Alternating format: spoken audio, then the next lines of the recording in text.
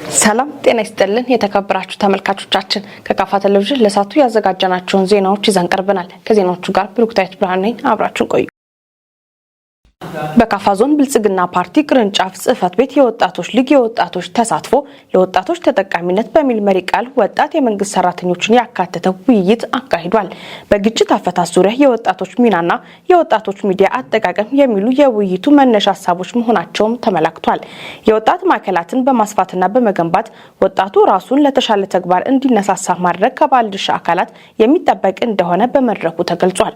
ወጣቱ ሚናውን በመወጣት ለሀገራዊ እድገት የበኩልን መወጣት እንዳለበት ተጠይቋል። ፍጹም ተሾመ ተጨማሪ አለው። በካፋ ዞን የብልጽግና ፓርቲ ወጣቶች ሊግ ጽህፈት ቤት ኃላፊ አቶ ታደለ ብርሃኑ መንግስት የወጣት አደረጃጀቶችን በማጠናከር የወጣቶችን ሁለንተናዊ ተጠቃሚነት ላይ በትኩረት እየሰራ ስለመሆኑ ተናግረዋል። ግጭትን በማስወገድ ረገድ ወጣቱ ሊኖረው የሚችለውን ሚና በማጎልበት ወጣቱ ለሰላም የሚኖረው ኃላፊነት ማረጋገጥ እንደሚያስፈልግም አቶ ታደለ ባቀረቡት ሰነድ ገልጸዋል። በተለይም ማህበራዊ ሚዲያ አጠቃቀማችን ሀገራዊ አንድነትን ሊያጠናክር በሚችል መልኩ መሆን እንደሚገባም በማመላከት ከግላዊና ጊዜያዊ ጥቅም ይልቅ ለአካባቢ ለውጥ የተሻለ እሳቤ የሚሰርጽበትን ማህበራዊ ሚዲያ ስርዓት መዘርጋት እንደሚያሻም ከቀረበው ሰነድም መረዳት ተችሏል። በሌላ ጎኑ ጠንካራ ሀገራዊ ፓርቲ በመገንባት ጠንካራ መንግስትና ሀገርን በማጽናት ወጣቱ የማይተካ ሚና እንዲኖረው ማስረጽም እንደሚያስፈልግ በንግግራቸው ገልጸዋል። እንዲሁም ውስጠ ፓርቲ ዲሞክራሲ ማረጋገጥ ትኩረት ተሰጥቶ የሚሰራ ስለመሆኑ በማመላከት የህዝቡን ስሜትና ፍላጎት መረዳት እንዲሁም ምላሽ መስጠት ከወጣቱ ዘንድ ይጠበቃል ያሉት አቶ ታደለ በቀጣይ ከመንግስት ጎን በመሆን ለህዝቡ መስራት ቀዳሚ ተግባራችን ሊሆን ይገባልም ብለዋል። በውይይት ሰነዱ ላይም መታረም ያለባቸው በማለት የተመለከታቸውን የእርምት ሀሳቦችን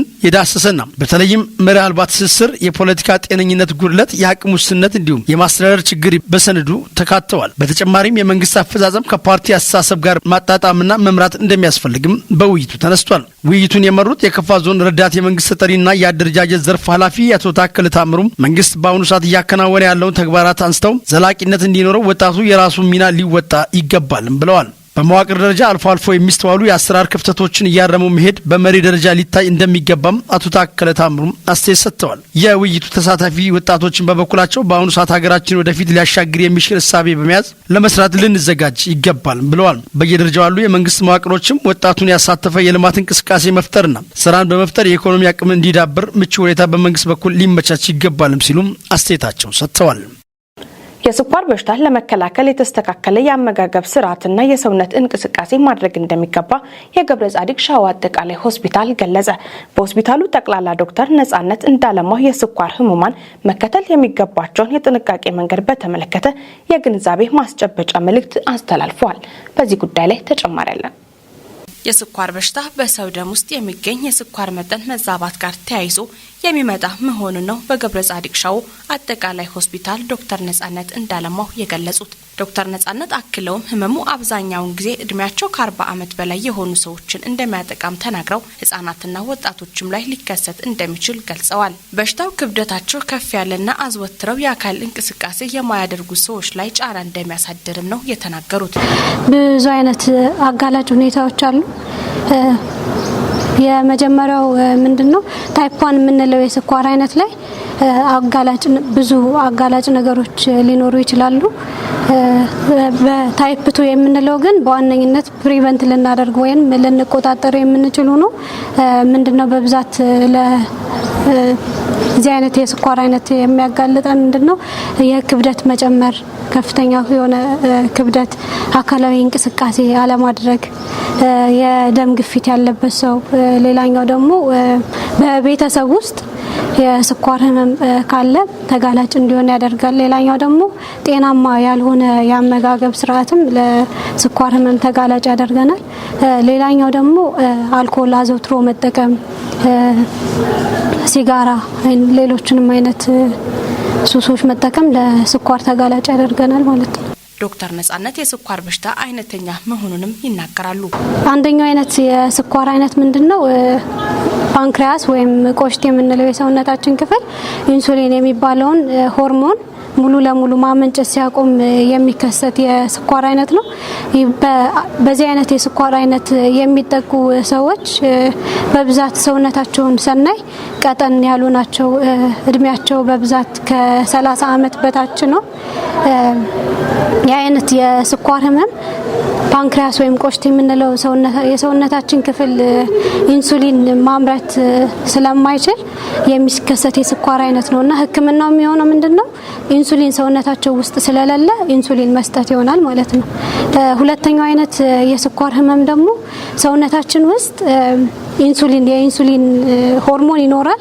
ነገር ግን ሰውነታችን ወይም የአካላችን ክፍል ለሚመረተው ኢንሱሊን ሪስፖንስ መስጠት ወይም ምላሽ መስጠት ሲያቆም ወይንም ደግሞ የኢንሱሊን መጠኑ ሰውነታችን ከሚፈልገው መጠን በታች ሲሆን የሚከሰት ነው።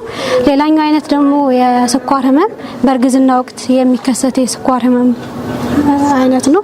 እንደዚህ የታይፕ 2 ዲያቤቲስ መልተስ ወይም ሁለተኛው አይነት የስኳር ህመም በብዛት ወፈር ባሉ ሰዎች፣ እድሜያቸው በገፋ ሰዎች፣ የአካል እንቅስቃሴ የማያደርጉ ሰዎች፣ በዘር ወይም በፋሚሊ ውስጥ የስኳር ህመም ካለ የሚከሰት አይነት የስኳር ህመም ነው። ሁለተኛው አይነት የስኳር በሽታን በተስተካከለ የአመጋገብ ስርዓትና የሰውነት እንቅስቃሴ በማድረግ መከላከል እንደሚገባ ጠቁመዋል። የስኳር ህመም በጣም ብዙ አይነት ጉዳት ያስከስታል። አንደኛው ምንድነው? ኢንድ ስቴጅ ሬናል ዲዝ ወይም ስር የሰደደ የኩላሊት ህመም እንዲደርስ ሊያደርግ ይችላል። ሌላኛው አይነት ደግሞ የአይን ጉዳት ያስከትላል። እስከ አይን መጥፋት ድረስ አለማየት ድረስ ሊያደርሰን ይችላል። ሌላኛው ደግሞ ኒውሮፓቲ ወይንም የነርቭ ህመም ሊያስከትል ይችላል። ሌላኛው ማዮካርዲያል ኢንፋርክሽን የምንለው የልብ ህመም ሊያስከስት ይችላል። ሌላ ደግሞ ኔፍሮፓቲ ወይም ኩላሊት ላይ ችግር ሊደርስ ይችላል። ስኪን ኢንፌክሽን፣ ፈንጋል የሆነ ኢንፌክሽኖች፣ የቆዳ ኢንፌክሽን ኮመን ሊሆን ይችላል። የቦንጋ ከተማ አስተዳደር ፖሊስ ከባለ 3 እግር ባጃጅ አሽከርካሪዎች ጋር በትራንስፖርት አሰጣጥ ዙሪያ ውይይት አደረገ። በቦንጋ ከተማ ከሚገኙ ከባጃጅ አሽከርካሪዎች ጋር ከታሪፍ በላይ ማስከፈልና ታሪፍ ማስጫንን ለማስቀረት ያለመ ውይይት ማድረጉን ነው በከተማ አስተዳደር ፖሊስ የትራፊክ አደጋ መከላከልና የፍሰት ቁጥጥር ማስተባበሪያ ኃላፊ ሳጅን ሽብሩ አበበ የተናገሩት።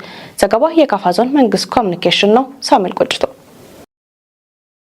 የቦንጋ ከተማ አስተዳደር መንገድ ትራንስፖርት የመንገድ ትራፊክ ደህንነት ዋና ኃላፊ አቶ አብዮት መላኩ እንዳሉት የባጃጅ አሽከርካሪዎች የትራንስፖርት ሕግና መመሪያን ተከትለው አደጋን በመከላከል እንዲያሽከረክሩና መንግስት ካስቀመጠው ታሪፍ በላይ እንዳያስከፍሉ የጋራ ምክክር በማድረግ ኃላፊነታቸውን እንዲወጡ ለማስቻል መሆኑን አስረድተዋል። ቦንጋ ከተማ ከክልሉ ብዙሃን ከተሞች አንዷ በመሆኗ አሽከርካሪዎች ወደ ከተማው የሚገቡ እንግዶችን በስነ ምግባርና በጨዋነት እንዲያስተናግዱ እንደሚጠበቅባቸውም ተመላክተዋል። የባጃጅ አሽከርካሪዎች የፍጥነት ወሰን አክብረው እንዲያሽከረክሩ የወጣውን ታሪፍ ተከትለው እንዲያስከፍሉና አደጋ ሲያደርሱ ጢሶና ጥሎ ከመጥፋት መታከም ያለበትን ወደ ጤና ተቋም በማድረስ ሕክምና እንዲያገኙ በማድረግና በፍቃደኝነት ወደ ሕግ ጥላ በመሄድ ሪፖርት እንዲያደርጉም መልእክት ተላልፈዋል። የዞኑ ትራፊክ አደጋ ስታቲክስ ስራ ዲቪዥን ኃላፊ ኢንስፔክተር ግርማ ወልደም የትራፊክ አደጋ በርካቶችን በወጡበት ያስቀረ በመሆኑ ሁሉም አሽከርካሪዎች አደጋን ተከላክለው ማሽከርከር እንደሚገባቸውም ተናግረዋል። በውይይቱ ከ400 በላይ አሽከርካሪዎች የተገኙ ሲሆን ከአሽከርካሪዎቹ ለተነሱ እንቅፋት የሆነባቸውን ሀሳቦችና አስተያየት አንስተው ምላሽና ማብራሪያ ተሰጥቷል። በውይይት መድረኩ የዞኑ የትራፊክ ሞተረኛ ፍሰት ቁጥጥር ማስተባበሪያ ኃላፊ ኢንስፔክተር መላኩ መሸሻን ጨምሮ ሌሎች ባለድርሻ አካላት ተገኝተዋል። ከመስኖ አጠቃቀም አንጻር የሚታዩ የአፈጻጸም ጉድለቶችን በማረም ምርትና ምርታማነትን በተግባር ማረጋገጥ እንዲቻል የዘርፉ ባለሙያዎች በትኩረት ሊሰሩ እንደሚገባ የቢጣ ወረዳ አስተዳደር አሳሰበ። የወረዳው ውሃ ማዕድንና ኢነርጂ ጽሕፈት ቤት በምግብ ስርዓት ማጠናከሪያ ፕሮግራም ድጋፍ በመስኖ ተጠቃሚነትና የተቋም አስተዳደር ዙሪያ ለባለሙያዎችና አመራሮች ስልጠና ሰጥቷል። ዘገባ የቢጣ ወረዳ መንግስት ኮሚኒኬሽን ነው። ቤተልሔም እምሩ ታቀርባለች። ስልጠናውን በመክፈቻ ንግግር ያስጀመሩት የወረዳው ዋና አስተዳዳሪ አቶ ታምሩ ምሩ ባስተላለፉት መልእክት ከመስኖ አጠቃቀም አንጻር የሚታዩ የአፈጻጸም ጉድለቶችን በማረም ምርትና ምርታማነትን በተግባር ማረጋገጥ እንዲቻል የዘርፉ ባለሙያዎች በትኩረት ሊሰሩ እንደሚገባ አሳስበው ባለድርሻ ተቋማትን በቅንጅት በመስራት ለዘርፉ እድገት አስተዋጽኦ ሊያበረክቱ ይገባልን ብለዋል። በዕለቱም በመስኖ ተጠቃሚነትና ተቋም አስተዳደር ዙሪያ ሰነድ ያቀረቡት የወረዳው ውሃ ማዕድንና ኢነርጂ ጽሕፈት ቤት ባለሙያ አቶ ኤርሚያስ መኮንን የግብርና ልማት በዝናብ ጥገኝነት ላይ የተመሰረተ በመሆኑ በዝናብ እጥረትና ባልተመጣጠነ የዝናብ ስርጭት ምክንያት የሰብል ምርትና ምርታማነት እንዳይቀንስ የመስኖ አጠቃቀም ላይ በትኩረት መስራት እንደሚያስፈልግ ተናግረዋል። የመስኖ አጠቃቀም ላይ ለሚስተዋሉ ክፍተቶች መፍትሄ በማበጀት ምርትና ምርታማነትን ለማረጋገጥ ባለድርሻዎች ሊረባረቡ ይገባል ያሉት የወረዳው ውሃ ማዕድንና ኤነርጂ ጽሕፈት ቤት ኃላፊ አቶ አብዱ ዛክር የመስኖ ተቋማትን ተጠቃሚው አርሶ አደር በባለቤትነት መንፈስ ከመጠበቅ አንጻር የሚታዩ ውስንነቶችን መቀረፍ እንዳለባቸው አሳስበዋል። የመስኖ ተቋማቱ ባለቤት ሆነን ማልማት ሲገባን ያልሰራናቸው ተግባራት በመለየት በፍጥነት ወደ ስራ መግባት የሚያስችሉ ስራዎች ይከናወናሉም ብለዋል። የወረዳው ግብርና አካባቢ ጥበቃና ህብረት ስራ ልማት ጽሕፈት ቤት ኃላፊ አቶ ጌታቸው ገብረ ሚካኤል በበኩላቸው በወረዳው በአጠቃላይ 4 የመስኖ አውታሮች ተገንብተው ወደ ስራ የገቡ ቢሆንም በመልማት አቅማቸው ልክ ማልማት አለመቻላቸውን ገልጸው ለዚህም ባለድርሻዎች ሊያከናውኗቸው የሚገባቸው ቀሪ ስራዎች ስለመኖራቸው አመላካች መሆኑን ጠቁመዋል። በቀጣይ በመስኖ አውታሮች አካባቢ ሊለሙ ስለሚችሉ ሰብሎች በአግሮኖሚ ባለሙያዎች በመመራት ወደ ተግባር እንቅስቃሴ መገባት አማራጭ የሌለው ነው ብለዋል። በስልጠናው የወረዳው ዋና አስተዳዳሪ አቶ ታምሩ ምሩን ጨምሮ የምግብ ስርዓት ማጠናከሪያ ፕሮግራም አስተባባሪዎች፣ የወረዳው ውሃ ማዕድንና ኤነርጂ ጽሕፈት ቤት አመራሮች እንዲሁም የወረዳው ግብርና አካባቢ ጥበቃና ህብረት ስራ ልማት ጽሕፈት ቤት አመራሮችና የዘርፉ ባለሙያዎች ተሳታፊ ሆነዋል። የበዓሉ መከበር በህዝቦች መካከል አብሮነትን በማጠናከር ለሀገረ መንግስት ግንባታ አዎንታዊ አስተዋጽኦ አለው ሲሉ ዶክተር ኢንጂነር ነጋሽ ዋጌሾ ገለጹ። በዳውሮ ዞን ታርጫ ከተማ በደማቅ ህዝባዊ ተሳትፎ እየተከበረ በሚገኘው የዳውሮ ብሔር የዘመን መለወጫ ቶኪ በዓል የተገኙ የደቡብ ምዕራብ ኢትዮጵያ ህዝቦች ክልል ርዕሰ መስተዳድር ዶክተር ኢንጂነር ነጋሽ ዋጌሾ የእንኳን አደረሳችሁ መልእክት አስተላልፈዋል። ዘገባው የክልሉ መንግስት ኮሚኒኬሽን ነው። ምረት አብራ በዳውሮ ዞን ታርጫ ከተማ በደማቅ ህዝባዊ ተሳትፎ እየተከበረ በሚገኘው የዳውሮ ብሔር የዘመን መለወጫ በዓል የተገኙት የደቡብ ምዕራብ ኢትዮጵያ ህዝቦች ክልል ርዕሰ መስተዳድር ዶክተር ኢንጂነር ነጋሽ ዋጌሾ የእንኳን አደረሳችሁ መልእክት አስተላልፈዋል። በክልሉ ያሉ ህብር ማንነቶች በማልማት በመጠበቅና በመንከባከብ ለሀገራዊ አንድነት መጠናከር ያላቸው ሚና ማጉላት እንደሚገባ ያስገነዘቡት ርዕሰ መስተዳድሩ ከዚህ ውብ ታሪክና ባህሉ አንዱ የሆነው የዳውሮ ብሔር የአዲስ ዘመን መለወጫ ቶኪ በዓ መሆኑን ገልጸዋል። ርዕሰ መስተዳድሩ በመልእክታቸው የቶኪ በዓል የአብሮነት የእርቅና የሰላም መሆኑን በመግለጽ የበዓሉ መከበር በህዝቦች መካከል አብሮነት በማጠናከር ክልላዊ አንድነት ባሻገር ለሀገር ግንባታ አዎንታዊ አስተዋጽኦ እንዳለውም ተናግረዋል። በክልሉ በተለያዩ አካባቢ የሚከበሩ በዓላትና ታሪካዊ ክዋኔዎች የየማህበረሰቡን ታሪክና ባህል ከማስተዋወቅ ባሻገር በክልሉ ህዝቦች መካከል ያለውን ማህበራዊ መስተጋብር እንደሚያጠናክርም ነው ርዕሰ መስተዳድሩ የጠቆሙት። የቶኪ በዓል የጥጋብና የተስፋ በዓል በመሆኑ ያለውን በማካፈል በአብሮነት ማዕድ የሚጋሩበት በማህበረሰብ ዘንድ የረጅም ጊዜ ታሪክ ያለው ህዝባዊ በዓል መሆኑን ገልጸዋል።